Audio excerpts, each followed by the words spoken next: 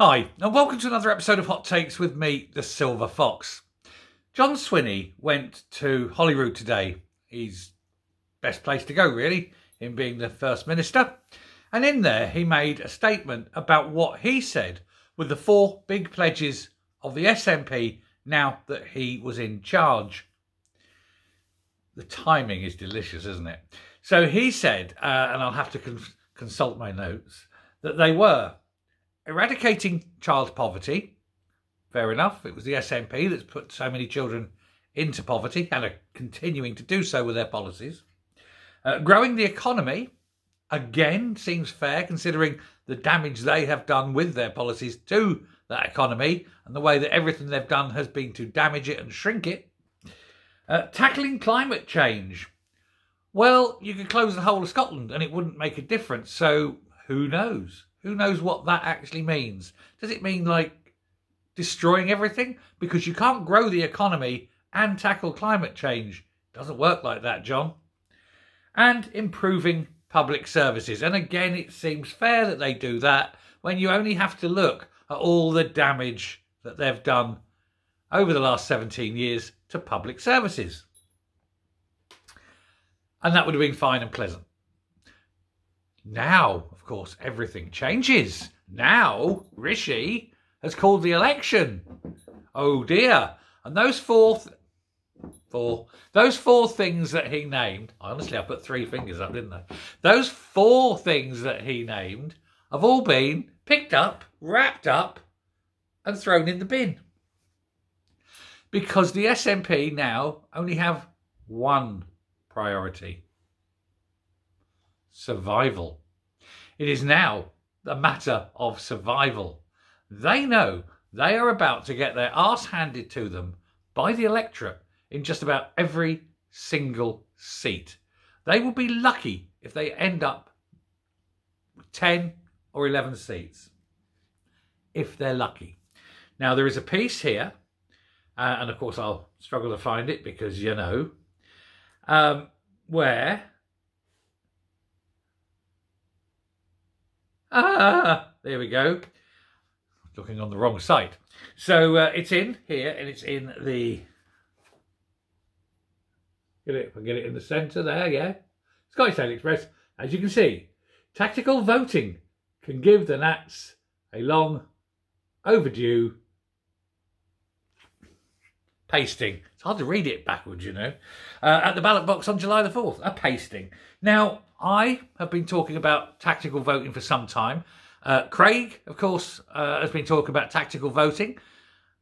Preston has been talking about tactical voting. And tactical voting is the answer. But now, even now, right at this stage, now the election's been called, even the mainstream media are talking about tactical voting. We can actually get to the point where the SNP have 0 seats. With 0 seats, and it's an important number, because with 0 seats, it means they get nothing with the list money, and they get nothing from their MPs. Their MPs pay central funds of the SNP £3,000 a year each. Add the money they make from that, plus their expenses that they can claim against, plus the short money and that, they get about £1 million a year out of Westminster at the moment. They're already at least £1 million in the hole. They're going to lose that £1 million a year or close on most of it come the election. Let's make sure they lose all of it. At the same time, they keep losing councillor after councillor after councillors. And councillors also have to chip in a much smaller amount, be sure, but they still have to chip in. And every time there's a victory to a party that isn't the SNP, it makes the SNP weaker. Now, John Swinney, he knows this. He knows how desperate things are. He knows how tight the money is. He knows how knife edge some of these seats are. And so we have the good news that I said earlier, that Alaba are actually going to be standing in a lot more seats than they said. And that may just tip the difference between an SNP victory and a, say, Labour or Conservative victory in that seat. And so we want to hope that Alba do their very best to disrupt the vote for SNP as well. Tactical voting all the time. Do anything to make sure that the SNP don't get in. So Swinney's been brought in. He's saying, right, we're having a new relationship, and his first job is survival. His survival, the party's survival. But I think he's gone. I think he's already yesterday's man. He is dead man walking. He just doesn't know it.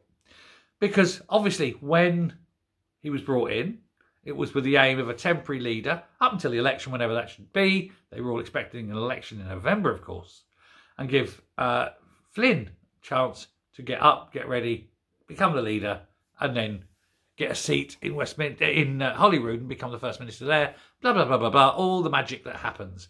And John Swinney was meant to take away all their sins. Since becoming leader, the polls have gone down, down, down, down, down. The money's gone down, down, down, down, down. Their membership, which they are desperate not to reveal, I suspect has also gone down a lot. It is a shambolic, horrific end to the party. It is a party dying on its feet. The cancer of the SNP has metastasised. And isn't it funny how all this has happened ever since Sturgeon took over the party?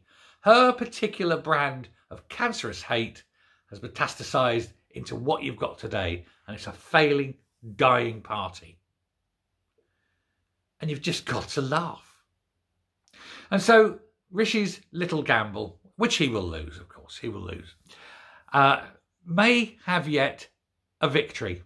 Not a victory for the Tories, not a victory really for the country, because you can end up with a Labour government and they're probably just as bad. They said they're not going to stop the vote. So we're going to have mass immigration uncontrolled, and we're going to be poverty-stricken again as they go spend, spend, spend, because that's what they do. But Scotland, whatever happens, has a victory. Because at the end of this, there'll be no major SNP MPs, hopefully none. The party will be so financially embarrassed it won't be able to fight the next election in Holyrood, and then soon in 2026, boom, it's gone. And the SNP, if they even survive till 2026, will no longer be in charge of Scotland. Everybody wins, if you're north of the border anyway. It's speculation, but it's good speculation. But poor old John Swinney sits there tonight and knows the game's up. There is literally nothing he can do. Thanks very much for watching. Take care. Speak soon. Bye.